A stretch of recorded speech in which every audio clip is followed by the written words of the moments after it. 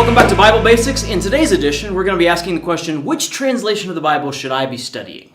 Okay, so in the 1380s, John Wycliffe produced the first English edition of the Bible. Since then, there have been more than 900 full or partial English translations of the Bible. So which one's the best? All right, I'm going to give you the definitive answer to that question, but some of you aren't going to like it.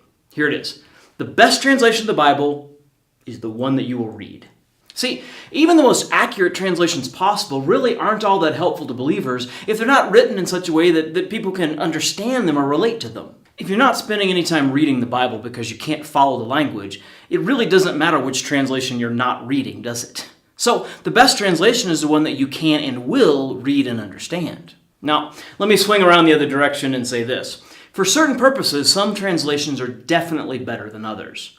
Very idiomatic translations like The Message. They read really smoothly, but they're not very technically precise, so I wouldn't recommend them for studying. But for casual reading purposes, the Message Bible might be great.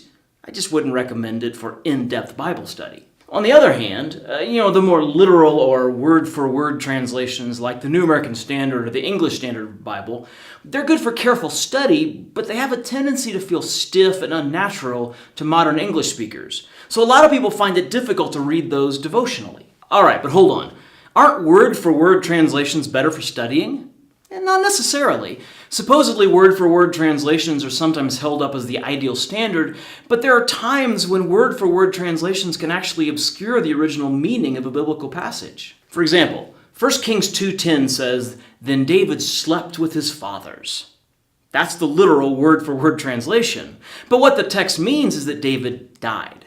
How about this? 1 Peter 3:4 tells women that their beauty should come from the hidden of the heart man. That's the literal word-for-word translation. But what it means is that their inmost self should be pleasing before God.